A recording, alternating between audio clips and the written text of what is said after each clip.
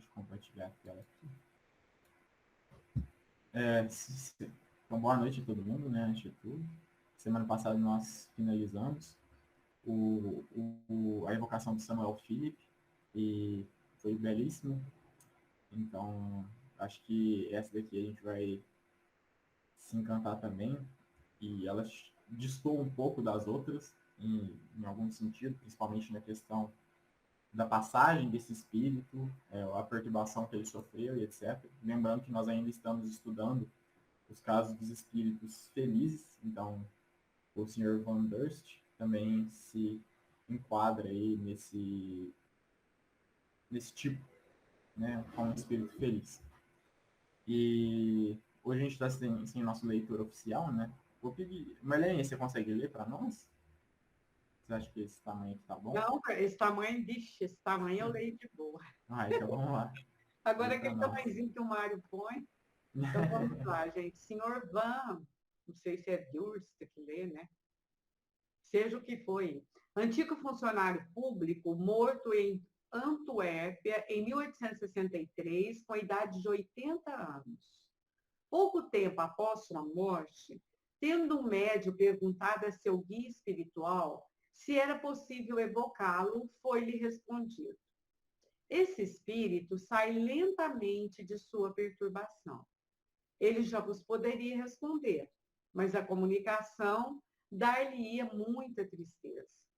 Peço-vos, então, para aguardar ainda 4 dias, e ele vos responderá. Até lá, ele saberá as boas intenções que expressastes a seu respeito, e virá a vós reconhecido como bom amigo. 4 dias mais tarde, o espírito ditou o que se segue. Pode parar aí, vamos. Pode, né? Vamos interessante comentar. aqui já, né, Vitor? Sim, essa comunicação é bem curtinha, inclusive, o espírito só vai falar uma coisa, né? É um pouquinho grande o que ele fala, né, consideravelmente, mas é curta, uma comunicação curta, não tem várias perguntas, como as outras. Mas esse ponto aqui é muito interessante, porque a gente vem algumas vezes falando, a gente vem algumas vezes vendo, né, sobre isso, que tem toda essa questão antes da evocação de questionar ao anjo da guarda, às vezes do espírito, ou anjo da guarda do médium, ou o espírito superior que está ali na reunião, algo do tipo, questionar algum espírito superior, seja. E aqui a gente tem um exemplo disso, né? Então o médium questionou ao seu próprio guia espiritual se era possível evocar esse espírito. E aí, olha a resposta, que interessante, como a gente disse. Então, a evocação, ela não tem que ser condenada, nem mistificada, nem nada do gênero. Ela tem que ser tratada com sinceridade, com recolhimento, como a gente vem falando sempre, com um bom intuito e etc. Então, esses são pontos que não podem faltar na evocação. E aqui, é aquilo tipo que a gente sempre fala. Antes de realizar a evocação, é comum que se faça esse tipo de pergunta ao espírito superior que está ali junto conosco, que seja o anjo da guarda, etc., como eu disse. E aqui é esse exemplo. Então ele pergunta, opa, será que a gente pode evocar esse espírito agora? E o anjo da guarda explica, olha, nesse momento a comunicação não faria tão bem para ele. Né? Então o motivo a gente não sabe. Ele estava ali na perturbação, aquilo ia gerar tristeza para ele, foi o que ele disse. Né? O motivo não é revelado para nós. Mas, olha aí, ele passa até uma quantidade certa de dias, né? 4 dias. Espera mais 4 dias. E aí vocês podem invocar que ele vai vir, né, como um bom amigo, vai vir de coração aberto, querendo, de fato, responder as perguntas e tal. Então, isso chama bastante atenção, essa prudência, essa precaução ao fazer a evocação. Isso é muito interessante. É o que a gente vem falando aqui. Então, não é uma evocação feita com fins vãos. É uma evocação feita com o objetivo de aprendizado. Né? E o próprio anjo da guarda responde isso. Né? Até lá, ele saberá as boas intenções que expressastes a seu respeito. Então, ele vai perceber que vocês têm boas intenções a respeito dele, tanto como pessoa, como também a fim de realizar uma evocação que terá como fim bons frutos, ensinamentos, etc. Então, isso vai agregar. É um ponto que não tem como deixar passar batido, porque a gente sempre foca nisso, né? E eu não duvido que vá aparecer outras vezes esse tipo aqui no Céu e Inferno. Na Revista Espírita é muito comum de se ver, né? Que é o primeiro exemplo que a gente está vendo. Alguém quer comentar alguma coisa sobre essa primeira parte? É interessante, né, Vitor, que você fala assim, ele pede 4 dias. Se a gente for ver 4 dias, é pouco, né? para quem está assim. Mas aí a gente não sabe. Às vezes, nesses 4 dias, vão fazer assim, tratamento, ele vai receber orientação, né? É possível que seja assim, né? Não fala aí. Vamos ver se vai falar depois, né? Interessante, né? Eu pensei isso, Vitor. Exatamente. E o anjo da guarda já dá aqui um prelúdio do que o espírito está vivendo. Então, ele está saindo lentamente da perturbação. É algo que ele próprio vai ressaltar na hora que ele fosse comunicar, né? Esse processo difícil de saída da perturbação. Que a perturbação, como a gente viu antes, né? Não é aquele processo como muito erroneamente se interpreta, seria uma perturbação moral, não. É uma perturbação natural ao processo do desencarne. Acontece com todos os espíritos, né? Independente do grau de evolução. A perturbação é natural do processo. Ou seja, o que eu quero dizer com natural? Ela faz parte do processo do desencarne. Acontece com todos. Né? Não tem ninguém que está isento. O que vai mudar é que, conforme o grau de evolução, vai se passar mais rápido, ou o grau de entendimento que seja, vai se passar mais rápido por esse processo. Né? Isso sim. Mas é uma coisa natural. A gente pode dizer, seria como se fosse algo material ali do processo mesmo. Vai acontecer, assim como acontece, como a gente também já falou aqui, no momento de encarnar. Acontece a perturbação. O espírito passa pela perturbação para encarnar, e os espíritos dizem que é muito mais severa. A perturbação do momento da encarnação é muito mais severa, porque a analogia que eles usam, né, que a gente já repetiu aqui algumas vezes, para encarnar está entrando na prisão, né? Para desencarnar está saindo dela. Então, para entrar é mais difícil. É um processo de perturbação maior. Mais alguém quer comentar alguma coisa?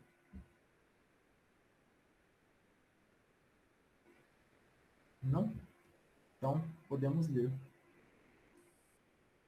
Meu amigo, minha vida teve um peso bem pequeno na balança da eternidade. No entanto, estou longe de ser infeliz. Estou na condição humilde, mas relativamente feliz, daquele que fez pouco mal, sem por isso visar a perfeição. Se há pessoas felizes numa pequena esfera, pois bem, faço parte delas. Lamento só uma coisa, não ter conhecido o que vós sabeis agora.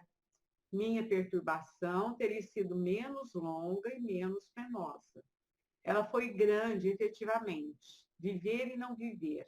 Ver seu corpo estar fortemente apegado a ele e, entretanto, não poder mais servir-se dele. Ver aqueles que amamos e sentir extinguir-se o pensamento que nos liga a eles, como é terrível. Oh, que momento cruel! Que momento quando o atordoamento se apodera de vós e vos sufoca. É um instante depois das trevas. Sentir e um momento depois ficar aniquilado. Quer-se ter a consciência de seu eu e não se pode recuperá-la. Não se é mais e não depois, após um tempo inapreciável. Tempo de angústias contidas, pois não se tem mais força para senti-las após esse tempo que parece interminável. Renascer lentamente para a existência, despertar num novo mundo. Não mais no corpo material, não mais na vida terrestre, a vida imortal. Não mais homens carnais, mas formas ligeiras. Espíritos que deslizam por todos os lados, giram em torno de vós, e que não podeis abarcar todos com o olhar, pois é no infinito que eles flutuam. Ter diante de si o espaço e poder atravessá-lo unicamente pelo pensamento. Comunicar-se pelo pensamento com tudo que vos rodeia. Amigo, que vida nova, que vida brilhante, que vida de regozijos. Vamos parar aqui. Belezura, hein? Aí é igual nós estamos aqui, gente. Nós estamos aqui, não dá para abraçar, não dá para pegar na mão, mas nós estamos lendo. A hora que eu comecei nessa parte, é mais ou menos assim. Será que nós já desencarnamos e não estamos sabendo? Acho que não, ainda não. Mas é muito interessante, né? Porque ele ressalta de novo o que o anjo da guarda tinha dito, né?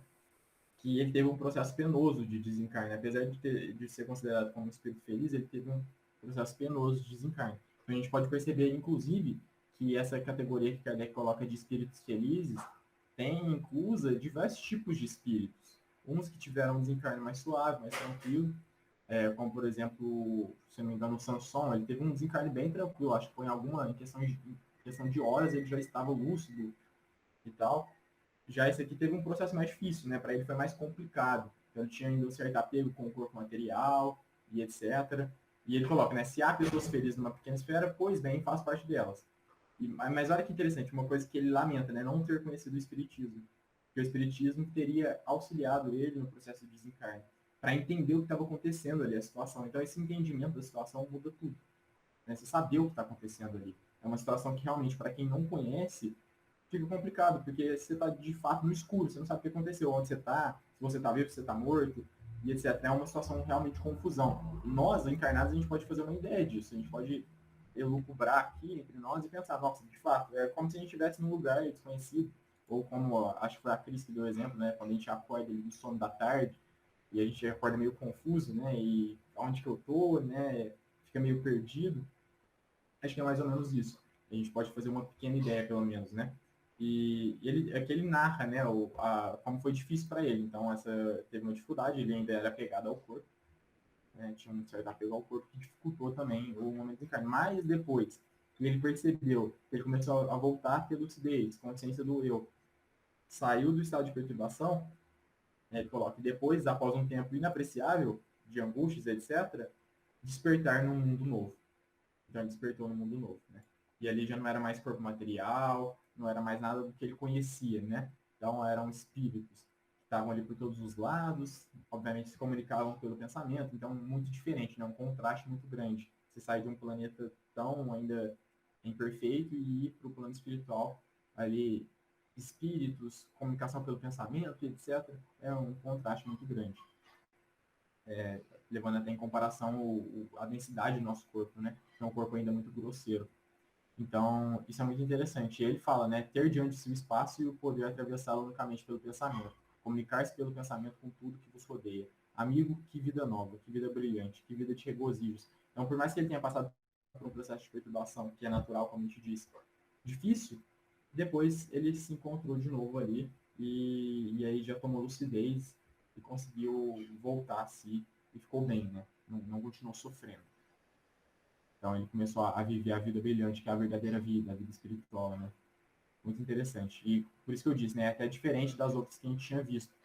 Então os outros eles tiveram desencarnes mais tranquilos, passagens mais tranquilas. Esse daqui, até agora, foi o que a gente viu que teve o mais complicado de todos. E como a gente também já viu, né? Quando a gente estudou antes, falando sobre a passagem, e quanto mais inferior o espírito, naturalmente vai ser mais difícil o processo de perturbação para ele. E quando a gente passar para os outros espíritos, né, para os suicidas, para os criminosos, para os embrutecidos, a gente vai ver casos difíceis de desencarne, né, que é muito comum. Alguém quer comentar alguma coisa? Assim, interessante também que eu achei, Vitor, até que não foi dos piores, meu. Porque ele também não tinha, assim, maldade, né? Não tinha grandes conquistas, mas também não tinha maldade. Para mim, se sobrar isso aí, tem que montar a mãe, viu? Eu É, estou satisfeita. verdade. Oh, eu também penso igual a Marleninha, né, Cris? Aí é para acalentar nosso coração, acabar com nossos medinhos, Cris. Verdade, Verinha. Eu achei assim que ele foi tão feliz na forma dele descrever, né, a situação, as palavras que ele usou, a gente parece até que sente quando ele fala, né? Então tem essa parte aqui que eu acho assim que é uma confusão grande, porque parece que as paredes elas desaparecem, né? Ele fala não mais corpo material, não mais vida terrestre. Espíritos que deslizam por todos os lados, giram em torno de vós e que não podeis abarcar todos com o olhar, pois é no infinito que eles flutuam. Ter diante de si o espaço e poder atravessá-lo unicamente pelo pensamento. Eu acho assim que não existe algo que te limita, né? é tudo assim, como que você estivesse nas nuvens e você está lá no espaço. Nada que possa ser, assim, né, sentir. Então, quase que eu sinto isso que ele falou. Então, acho que ele foi muito feliz até na escolha das palavras, né? Realmente dessa confusão. Você fala, poxa vida, não tem parede, os espíritos não andam, eles não falam, você não toca. Né? O pensamento que eu estou dirigindo àquele amado que ficou também é cortado, né? Eu achei sensacional, viu, esse caso. Eu achei também interessante. Apesar de antes ele ter falado, né, que viu o corpo, mas sabia que o corpo já, como diz, já não era mais dele, né? Ainda falei, essa hora eu não quero ficar vendo meu corpo, não, bicho, tá bom, chega. Mas eu acho que não tem muito como, não, né? Não sei, né?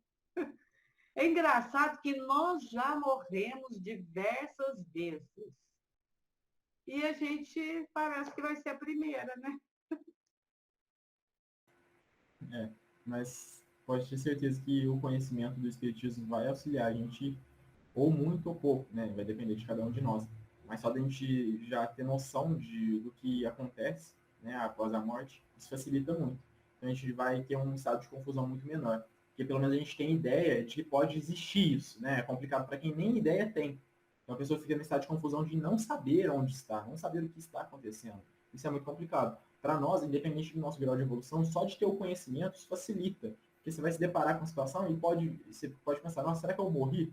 Né? Pode vir esse pensamento na cabeça. Isso vai facilitar com que a gente compreenda a situação.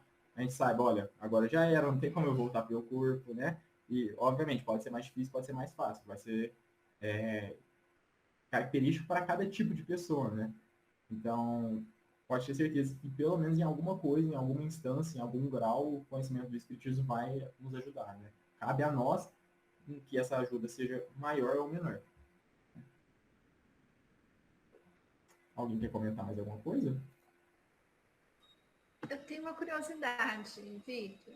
Pode falar. A gente faz, assim, quando você faz leitura dos livros, por exemplo, Nosso Lar, né, e outros tantos livros espíritas, a sensação que passa é que talvez depois do período dessa perturbação, as coisas ficam mais, vamos dizer assim, não quero usar o termo concreto, né, mas a gente vê, não sei se é porque não tem outra forma, né, de transmitir, mas eles chegam no hospital, eles têm uma cama, eles são tratados, eles recebem passe, eles têm, né? Parece que um mundo como o nosso, assim, talvez uma matéria bem mais sutil, mas ainda existe, né? Essa concretude mesmo.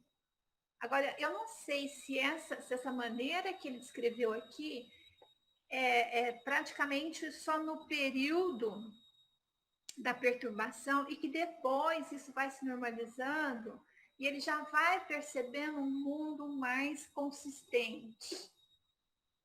Isso em razão dos livros que a gente lê que passa a impressão que existe uma consistência assim, mais sutil, uma energia assim não tão densa, mas existe. Então eu fiquei pensando aqui se esse período assim em que ele vê, da forma que ele viu ali, né, os espíritos e tudo mais, seria só nesse período de perturbação. Olha, interessante, Ivete, porque assim, não sei se vocês sabem, né, mas sobre a constituição do mundo espiritual, na obra de Kardec, a gente vai encontrar um total de 0 referências. Então, Kardec não trabalhou esse tema, ele não falou sobre constituição do mundo espiritual, então, ele não vai narrar coisas que são, por exemplo, narradas por André Luiz. Então, é difícil para nós precisar como é de fato lá, né? Porque a gente sabe, tem toda a questão do cuidado característico da ciência, né? De olhar e será que é assim mesmo, né? E tá ali mais como uma opinião do espírito que narrou do que de fato como algo que é verdadeiro, né? Então, assim, é complicado porque até dentro do próprio conceito, né? Que o André Luiz descreve sobre a constituição do mundo espiritual, tem alguns pontos que parecem contraditórios ou que não fazem tanto sentido, né, logicamente falando. Então, assim, é complicado para nós precisar sobre isso. A gente sabe que existe, né? Mas tem até, inclusive, uma discussão que é comum dentro dos estudiosos de Kardec ali, sobre se há ou não lugares circunscritos dentro do plano espiritual. Porque isso sim Kardec trata algumas vezes na sua obra, mas com informações que parecem contraditórias entre si. Então fica ainda numa indecisão se existe ou não lugares circunscritos ali, como a gente conhece. Mas é um tema que ele exige um estudo mais aprofundado, né? E eu acho que quando a gente entra, pelo menos falando por mim, né? Quando entra nesse tema de constituição do mundo espiritual, a gente está mais elucubrando, está mais opinando sobre isso do que de fato afirmando coisas, o que não é ruim, né? Mas é necessário também que a gente faça essa distinção e saiba que a gente está falando de maneira hipotética, né? Porque a gente não tem a concretude do conhecimento, de falar, é dessa maneira que funciona, né? A gente conseguiu, analisou e é dessa forma que acontece. Mas, de fato, é algo que é curioso. Mas aqui, nesse momento, né, sobre a sua pergunta referente, ele já tinha voltado para o momento de lucidez, né? Ele próprio coloca isso. Então, ali ele coloca, né? E depois, após um tempo inapreciável, tempos de angústias incontidas, pois não se tem mais força para sentidos, após esse tempo, que parece interminável, renascer lentamente para a existência, despertar no novo mundo. Aí ele começa a narrar, né? Não mais corpos materiais, etc. E aí, aqui nesse momento, ele já estava lúcido de novo. Tanto é que ele já estava passível de ser evocado, né? Por isso que o anjo da guarda pediu esse tempo, inclusive. Porque quando ele estava em perturbação, ele não estava no momento para... Ele não iria conseguir, né? Apesar de que alguns espíritos podem ser evocados no momento da perturbação. Mas aqui ele já estava em momento de lucidez, né? Já tinha voltado, ele não estava mais em perturbação. Já estava lúcido, já estava em si, com consciência, etc. Inclusive, por isso que ele narra todas essas coisas que ele viu, né? Aqui ele fala, ter diante de si o espaço, poder atravessá-lo unicamente pelo pensamento, são características que demonstram a lucidez que ele possuía já naquele momento, pós-perturbação, né? Foi um ponto que ele deixou claro aqui para nós. Mas fica aberto aí, se alguém quiser comentar sobre isso também. Uma vez eu li, eu não sei, sobre uma opinião da Ivone Pereira, né? Ela é uma médica que eu respeito muito. Ela fala que se nós formos estudar em Kardec, aquela parte que fala do laboratório do mundo invisível, é fácil de nós entendermos as obras de André Luiz, quando ele fala sobre os mundos, sobre todas aquelas experiências, né? Como se fosse um mundo nosso aqui, ou melhor, o nosso que talvez seja igual. Eu achei interessante a observação da Ivone Pereira, sabe? E é uma médium que eu admiro muito, a Ivone, mas a título de colaboração só. Fica aí, a gente realmente... Qual livro, Marlene? Não, então, não foi num livro dela, não. Acho que foi uma entrevista que ela deu para referendar isso. Aí ela fala assim, se vocês estudarem o Laboratório do Mundo Invisível, que está em O Livro dos Médiuns, você pode ver que realmente é possível criar as coisas, né? No mundo espiritual. Então, criar hospitais, criar casas. É nesse ponto que elas falam, sabe? Outra coisa também que eu me recordo é que, eu não sei, aí vocês me corrijam, a questão assim, vamos supor, desencarnou, ele foi para uma dimensão do astral, e então nós temos aí o corpo astral, né, nessa dimensão do astral. E a gente sabe que ele é altamente, a gente pode modelar, né? Ele é um fluido em que é facilmente assim modelado. E essa modelagem, ela perpassa o pensamento. Até em alguns, nem sei, não lembro exatamente qual livro, mas assim, o que é criado numa colônia, praticamente, existe então um colegiado, um conselho em que tudo é criado mentalmente, né? E que as pessoas ali, os espíritos que vão viver ali, aproveitam daquela criação, né? Que foi modelada por um grupo dirigente daquela região, daquele local. Então tem mais essa questão assim, né? Para ver que realmente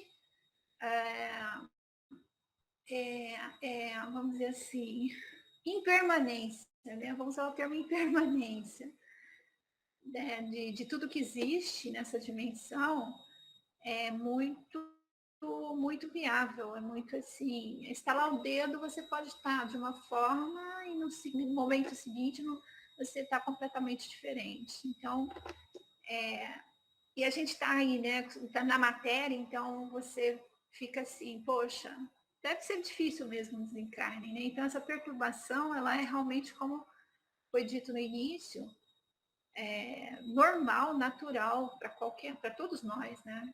Porque a diferença, tudo muda, né? Altera-se, não é pouco a alteração, assim, as mudanças são grandes, né?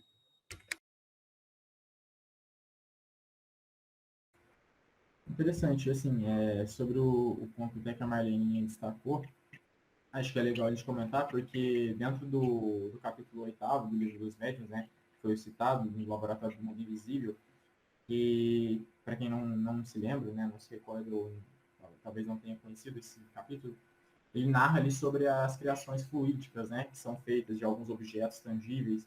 Tem até um estudo bem legal de um colega do IDEA, depois eu posso até enviar no grupo para vocês verem, ele faz um estudo sobre isso, né, refletindo sobre a existência de, de lugares, né, no plano espiritual e como isso poderia acontecer. E ele usa, inclusive, como base esse capítulo e outros também, alguns textos da Rede Espírita, é bem interessante, depois eu posso enviar. Mas tem, como eu disse, né, tem alguns pontos que surgem e eles parecem contraditórios, né? Por exemplo, da criação fluídica, um dos pontos que os espíritos destacam, né, é que essas criações fluídicas, elas são temporárias, né? As que são feitas ali no laboratório do mundo invisível, e elas são criações que são manipuladas através do perispírito e do fluido cósmico universal. Então, são criações que são temporárias. O principal foco ali é para falar sobre, por exemplo, como os espíritos podem se aparentar vestidos como vivos, né? Então eles transformam ali seu próprio perispírito, etc. Imagino que quando a Ivete usa o termo, né, corpo astral, seria isso que ela está falando, do perispírito. Então o perispírito tem essa capacidade de ser modelado de fato, né, através do pensamento. É algo que inclusive é tratado nesse capítulo 8º. Mas um dos pontos que chama a atenção, inclusive, né, que o pessoal destaca bastante quando se fala de criações de lugares, né, é como isso seria feito, né? Se a Ivete, por exemplo, deu um exemplo, né, de algumas pessoas criarem aquele lugar, né, fluidicamente falando. Mas aí, se outra pessoa quiser criar outra coisa por cima, né, ou um outro grupo de pessoas quiser criar de outra maneira, então fica ainda muito impreciso, até pela questão, né, nem levando em conta nesse momento, toda aquela questão da necessidade da universalidade do ensino, etc. Mas acho que até pensando logicamente em outros pontos também que são destacados, mas ele chama bastante atenção, né? Se tem a criação ali, então, e se o outro chegar e pensar e querer criar de outra maneira, ou como que fica esse lugar, e aquela questão de das criações serem temporárias, são alguns pontos que são levantados. Mas é um tema que a gente tem que tratar e discutir mesmo. Mas eu particularmente prefiro tratá-lo daquela maneira de deixar ele em quarentena, né? De falar sobre ele, mas deixar ele em quarentena ali e discutir.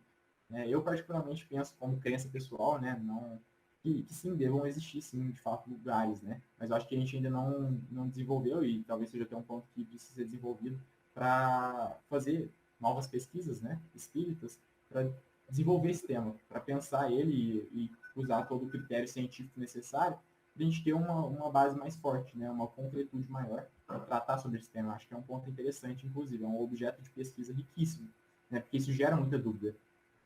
Gera muita dúvida. Tem essa colocação aí que são temporárias, né? Isso eu sabia. Mas a gente não sabe se temporária quanto tempo é também. Não sei, né? Vamos deixando de quarentena, pode falar. Eu ia comentar que às vezes também a gente usa palavras e conhecimentos nossos para definir coisas que a gente não sabe, né? Então, por exemplo, é a mesma coisa, né, que Kardec fala, explicar a luz para um cego, né? Então, de repente, quando a gente coloca um lugar circunscrito, é porque a gente está acostumado com isso, né? Esse lugar, localização tal. Então, assim, por exemplo, eu já vi, e outros médiums também já relataram, não só eu, e outros médiums já relataram várias vezes que em Franca Aí a gente fala em cima, né? O que é em cima? Que é em cima ali do Allan Kardec, do Luz e Amor, daquela região toda ali, tem um hospital espiritual, né? Mas a gente, na nossa concepção, a gente fala em cima. Então, quando a gente fala em cima, a gente pensa que é uma coisa que fica flutuando ali, né?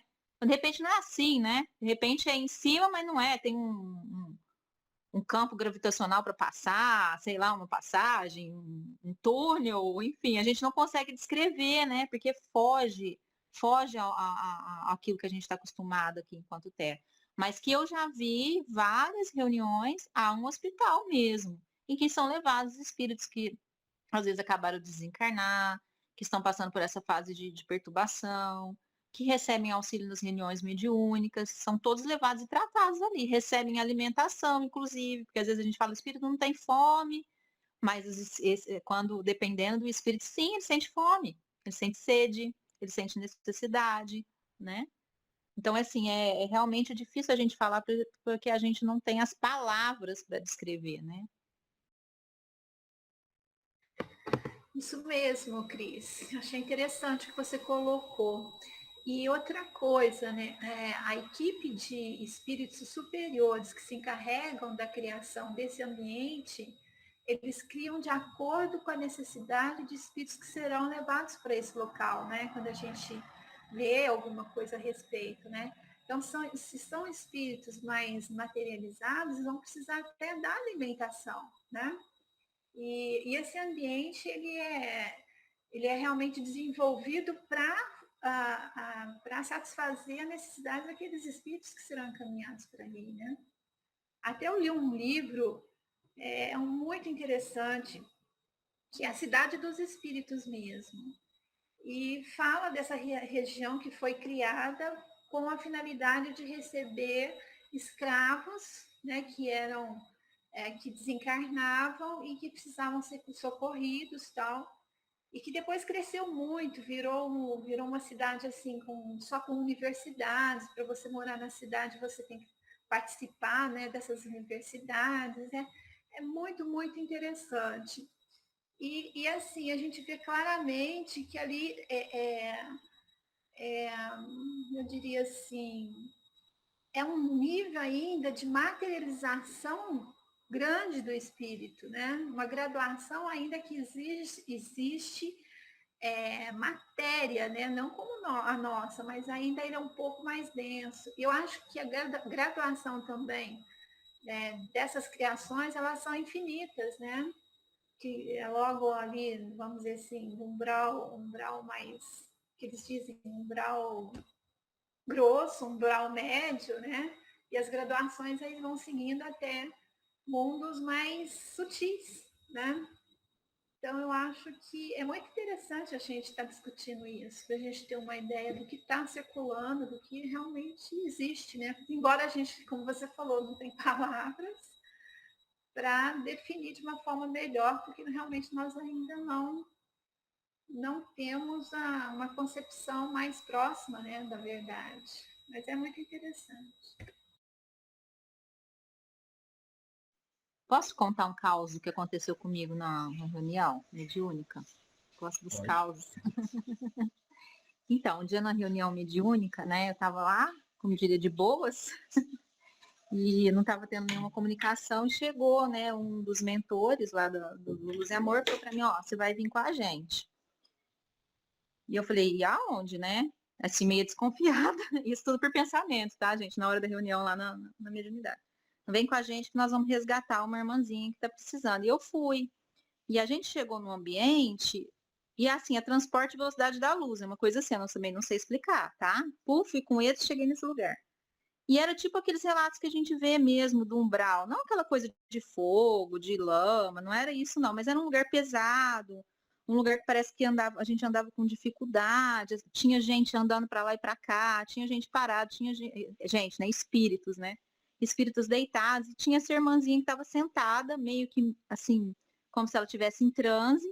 E aí foi eu, o mentor, tinha mais uns dois, três que auxiliavam, falou, ó, você vai chegar nela e vai chamar pelo nome, né? Ela chamava, para não contar aqui, mas Ana, né? Vou inventar o nome aqui para não falar o nome real. Ela chama Ana, você vai conversar com ela, chama ela e fala para ela vir com a gente, né? Aí na hora, eu não falei, mas eu pensei, mas como a gente está vendo aqui, eles leem o nosso pensamento, eu pensei, por que eu, né? E eu morrendo de medo, gente, de medo. Aí eles falam, porque a você, ela ouve, ela consegue te ver e te ouvir, a nós não, né? Eu tô ali no mesmo nível, né, da Ana, e eles não. E aí eu cheguei, falei, Ana, Ana, e ela não olhava para mim, Ana, Ana, e ela olhou, falei assim, vem com a gente, vem com a gente. Nisso que eu falei, vem com a gente, ela fixou o olho em mim, já foi a oportunidade que eles tiveram de pegar ela e trazer, gente. É muito lindo. Trouxeram já direto para esse hospital, que eu falo para vocês que a gente visualiza, tá? Já começaram os cuidados. A roupa dela estava suja, sabe? Então já trocaram a roupa.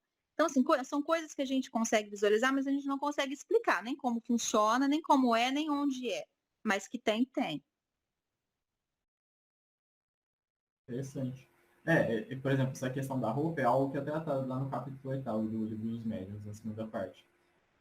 É algo simples, né? Tem até aquela questão da guilhotina, né? Dos guilhotinados que se viam com a cabeça de um lado e o corpo de outro.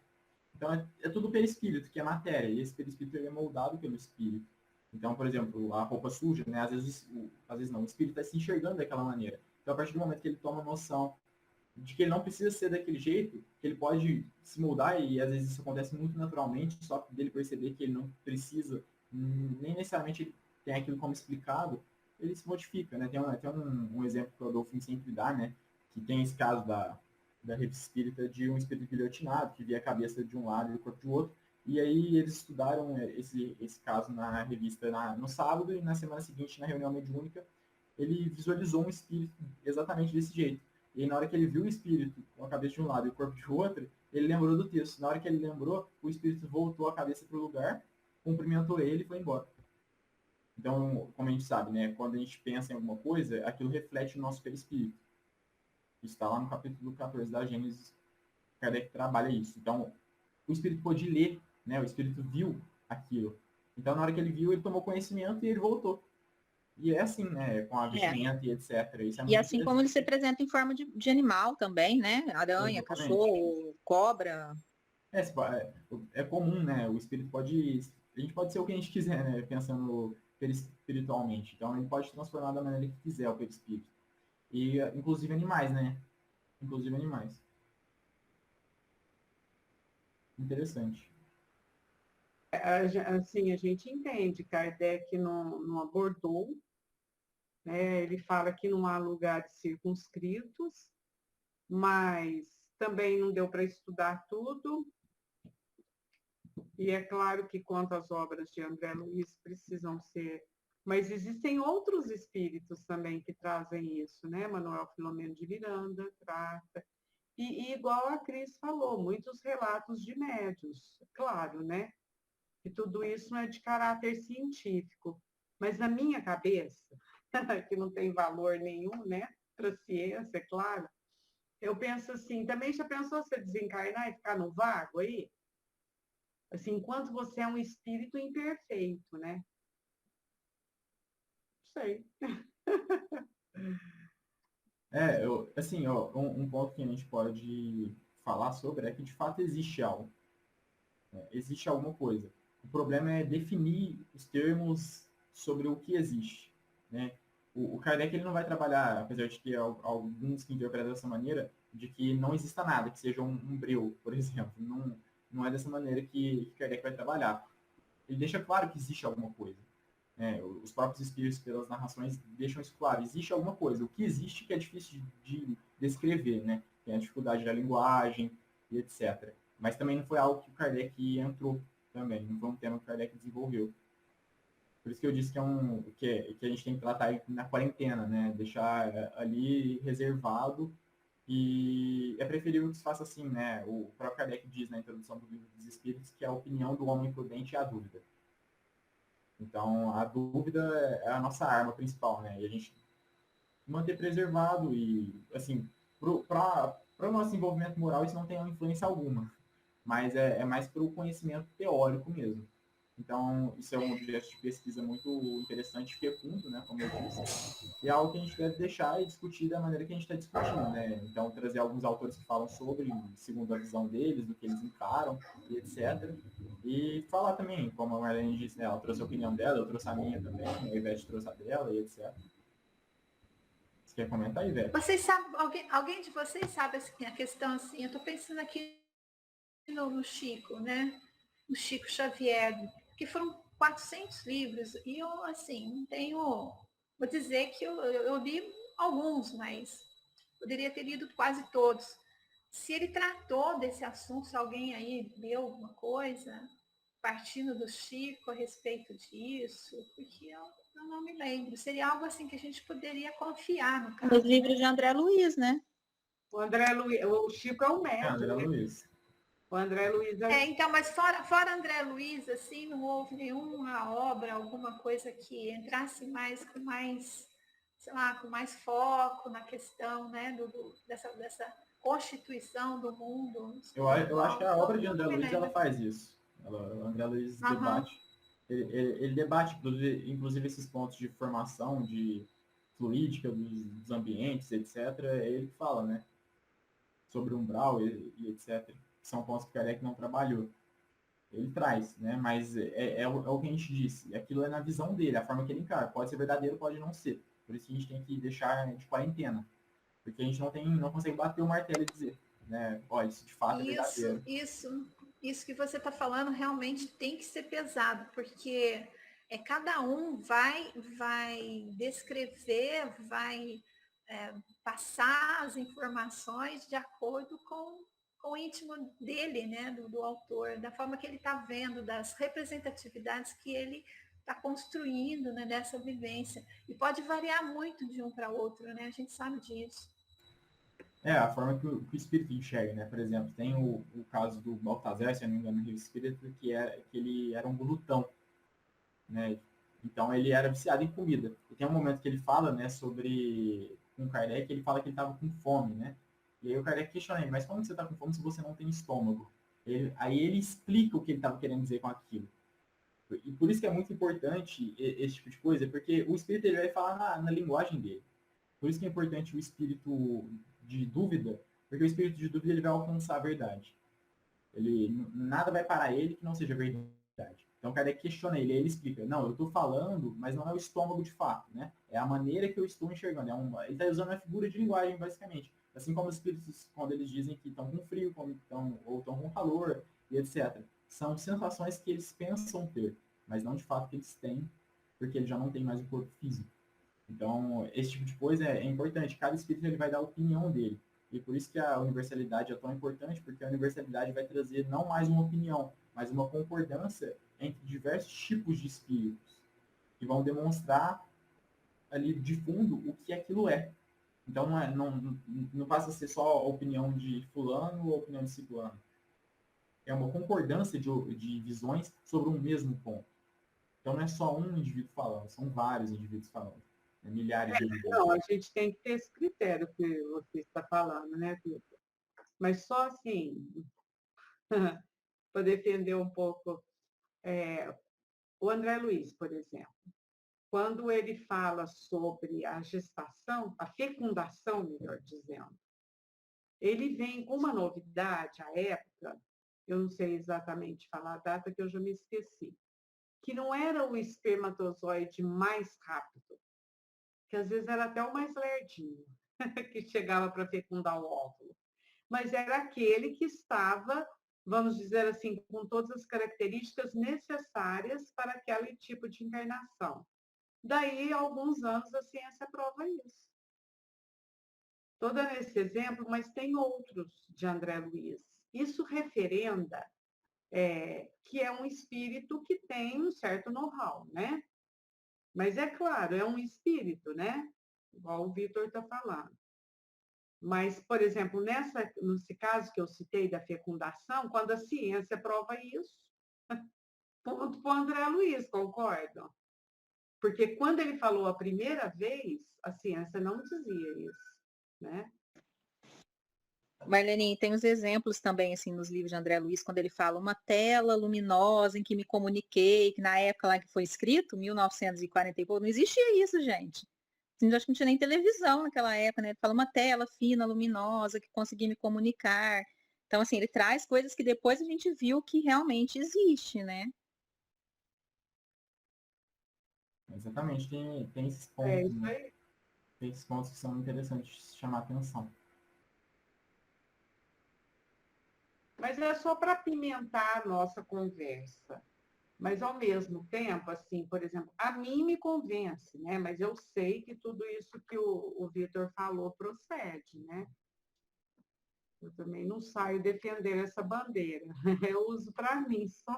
Não, exatamente, é o que eu disse, como opiniões pessoais, a gente pode tê-las à vontade, né? O problema é falar isso em nome do espiritismo quando não é ainda de fato, né? Como a gente tem que deixar de quarentena, é a opinião de um espírito, e deixa ali. E a gente pode falar sobre isso em público também, mas sempre deixando claro, olha, essa é a visão de André Luiz, né? Ou essa é a visão de Manuel Filomeno de Miranda, e etc. Deixando isso claro, né? A gente não está proibido de falar, né? Óbvio que não. Mas é interessante, inclusive o estudo, né? Depois eu vou mandar o vídeo para vocês, do colega, e ele narra, né? Ele pega descrições que André Luiz faz e compara com alguns pontos da obra de Kardec, etc. É um estudo muito interessante. Né? E a gente sabe, obviamente, não é porque as obras têm alguns erros, que de fato muitas obras têm, que elas são completamente ruins, né? A gente tem que saber catar o feijão, como o Cosme diz, né? Então, saber separar o feijão bom do ruim. Não é porque tem um erro ali, um outro erro ali, que a obra tem que ser condenada, né? De maneira alguma. Inclusive, a gente pode, tenho certeza que se a gente ler os tempos, por exemplo, a gente vai encontrar alguns pontos que são interessantes na obra dele. E a gente faz isso dentro da filosofia, por exemplo. Tem filósofos que têm um pensamento completamente discordante, materialistas e etc., com o espiritismo. E a gente encontra coisas belíssimas nas obras deles que valem por tudo, né? E até lembrando, né, tem aquela pergunta que eu já citei aqui, se eu não me engano é a 629 do Livro dos Espíritos, que os Espíritos falam, olha, a gente não tem que descartar nada, a gente tem que encontrar pontos interessantes em tudo, porque em tudo há fagulhas da verdade. Em todas as filosofias, em todas as tradições, em todas as religiões, os Espíritos escrevem dessa maneira. Então a gente tem que ter esse espírito curioso mesmo, e ler ali e tal. O que é ruim a gente tem que descartar, a gente não tem que ter medo de descartar, né? E saber ter esse espírito crítico, né? Desenvolvê-lo aos poucos e não ter medo, né? Porque eu acho que é muito natural ainda, pela nossa incompreensão do que é caridade, do que é amor, a gente achar que dizer não ou que dizer isso está errado é ruim, é falta de caridade ou é falta de amor. Então a gente acaba passando, extrapolando o limite da virtude de amor, extrapolando para um excesso de passividade. Então a gente começa a aceitar tudo que vem, porque não pode dizer não. Esse é um problema, por exemplo, dentro da educação, né? É algo que é muito destacado. A mãe não pode dizer sim para tudo que o filho pergunta, para tudo que o filho quer e etc. Tem que saber dizer não, tem que saber controlar as situações também, porque o não faz parte da existência. Então, amar, né, é sempre com a justiça. Então, se falta amor com justiça, não se tem mais amor. Então, a gente cai em um vício. Então, é preciso a gente ter isso em mente e ir desenvolvendo. Né? Eu falo particularmente bem da minha visão, né? Eu acho que por muito tempo eu enxerguei dessa maneira, que era falta de caridade até duvidar, né? Eu, particularmente, tive uma criação que teve muito como natural a condenação da dúvida. Então, isso é comum, inclusive, em diversos tipos de educação, né? Falando de educação familiar, de falar, olha, você não pode ficar questionando, não questione sobre isso, não questione sobre aquilo, né? É isso que eu disse, ponto. Não questione.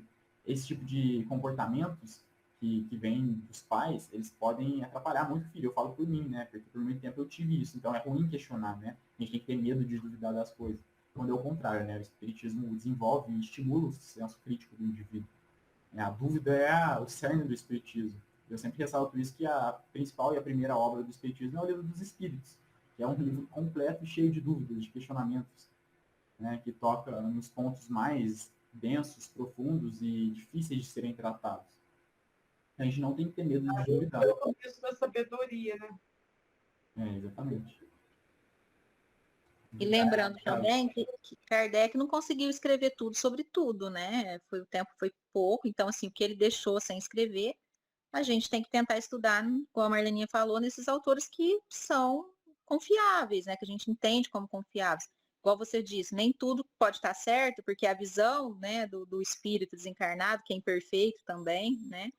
Mas eu acredito que a gente pode fazer um juízo de valores aí, comparar as obras, comparar os escritos, ver quem realmente é confiável, qual foi o médium, né? No caso das obras de André Luiz, foi o Chico Xavier, né? Então, a gente pode ir estudando depois, né? Eu acho que até deixar de quarentena tudo bem, mas eu acho que de repente até debruçar em cima disso mesmo, né? Debruçar em cima disso e ver, vamos ver quais foram os autores que escreveu, o que é igual ao outro, né? Qual que é a visão de um, qual que é a visão de outro, o que difere, né? Eu acho que deveria, de repente, fazer o contrário, Vitor, em vez de colocar de quarentena, estudar mesmo, para valer, né? A gente começar a pegar isso e Não, mas deslanchar, porque Kardec não vai voltar agora para complementar. de quarentena eu não digo de que a gente seja impedido de estudar, de quarentena eu digo para deixar ali até que a gente tenha certeza de se aquilo é verdadeiro ou se aquilo é falso. Sim, mas enquanto isso a gente vai, a gente Sim, vai comentando, né? podemos Enquanto estudar. isso a gente vai comentando. Mas algo que você destacou que é interessante é que realmente Kardec não vai voltar. Então cabe a nós, de fato, a estudar isso e pesquisar, né, da maneira que ele nos deixou, ele nos ensinou. Porque o Espiritismo é uma ciência não para no tempo, ela tem que se desenvolver. Então, se surgem pontos novos, mais dúvidas, a gente tem que pesquisar e se debruçar sobre isso, né, utilizando do mesmo método que Kardec desenvolveu, que está aí, né, um método científico válido. Então, a gente pode usufruir dele para desenvolver pesquisas, etc., sanar essas dúvidas. Senão a gente fica, Kardec não falou sobre isso, Kardec não falou sobre aquilo, ele não teve tempo de falar sobre tudo, né? Então não é porque ele não falou que não exista, né? Exatamente. Toda a ciência ela tem uma característica exatamente de ser progressiva, né? Então, porque se a ciência para no tempo, se ela admite verdades absolutas, ela não é mais ciência, é uma doutrina religiosa, alguma coisa do tipo. A ciência não trabalha dessa maneira. Então, todos os pontos de uma ciência eles podem ser questionados, né? Isso é natural de todas as ciências. Porque a ciência precisa evoluir. Ela é progressiva sempre. O conhecimento da ciência não é um conhecimento de verdade absoluta. É o conhecimento mais certeiro que se tem até aquele momento. Né? E isso pode mudar completamente. Por exemplo, a gente pode pegar a ciência de 500 anos atrás, era uma. Né? Por exemplo, a física clássica, que depois se transformou e hoje em dia tem a física moderna. Então, assim, tem pontos que sempre vão evoluindo. Né? E uns vão mostrando que antes se pensava de uma maneira e aquela maneira estava completamente errada. Era uma interpretação errônea da realidade. Isso acontece constantemente com a ciência. Então, o espiritismo também possui essa característica. Ele é passível de ser modificado, né? E de evoluir em pontos que ele não tratou. Pode falar, Ivete.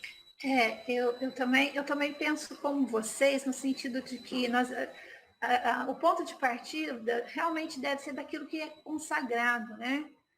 No caso, todo esse conteúdo que Kardec trouxe, ainda nós não demos conta de tudo, né? Ele fez muito, mas não fez tudo, mas é bastante. A partir desse consagrado, mas não deixar de fazer um exercício assim da imaginação mesmo, né? Das possibilidades e das conexões que esse conhecimento base, né?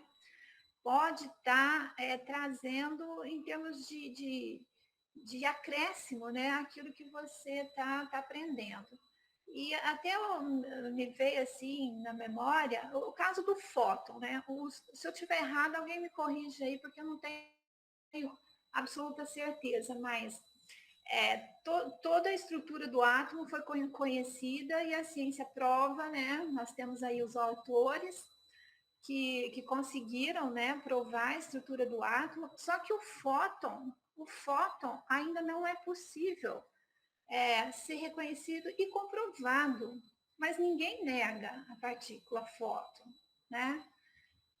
Ficou vamos dizer, na nuvem da imaginação, mas ele existe, ele tem talvez aquela questão não existe efeito sem causa, né?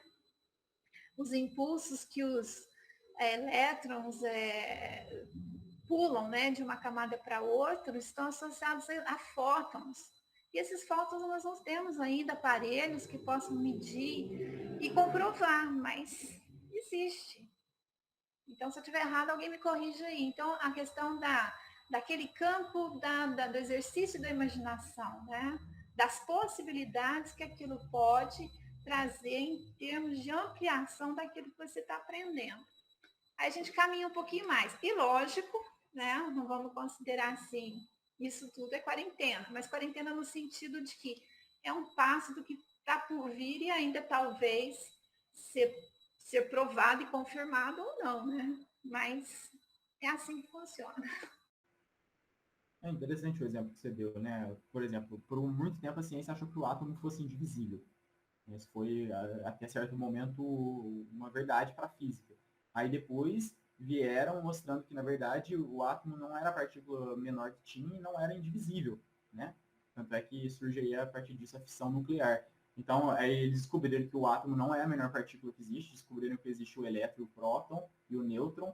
Então, foram pontos que foram desenvolvidos. Por exemplo, a teoria da relatividade de Einstein, ela veio e mostrou que pontos da teoria mecânica de Newton estavam errados. Então, Einstein revolucionou o que Newton havia falado. Não que tudo que Newton falou estava errado, mas que alguns pontos sim. E aí Einstein veio para a teoria da relatividade. Mas o ponto que você disse é um ponto até muito interessante. Realmente, ele não tem como se ver elétrons, prótons ou fótons que seja.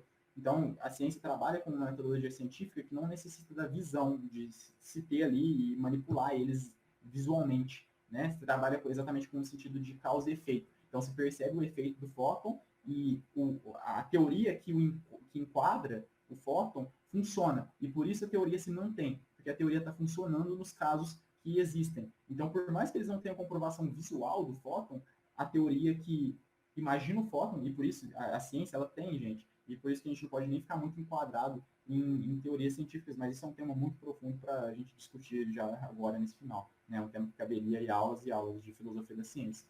Mas a ciência, ela cabe muito da imaginação. Muito da imaginação. Então, ela tem uma abertura para a imaginação muito grande. E a maioria das teorias científicas que surgiram, elas surgiram de coisas inesperadas. Isso acontece muito e é muito natural que isso ocorra. Né? Então, tem até uma certa dificuldade em descrever, por exemplo, a história da ciência. E dizer sobre teorias que sejam válidas para toda a ciência que existe. Né? Métodos que se enquadram em todas as circunstâncias. Porque, às vezes, para uma coisa da física, uma coisa tosca fez com que alguém pensasse aquilo acontecesse, aquilo fosse verdadeiro. Né? Então, assim, tem um espaço para a imaginação muito grande. Né? O que a teoria não calcula é a genialidade. Né? Normalmente é isso que eles dizem. Então, a teoria não calcula a genialidade de perceber em pequenas coisas, às vezes, coisas que antes não se via. Isso é muito comum. Né? A ciência tem que ter sempre essa ressalva, porque além da teoria tem a genialidade, que percebe fora da teoria algumas coisas que a teoria não abarca. Né? Isso é muito comum. O próprio Kardec é um exemplo disso, né? Que ele conseguiu visualizar além.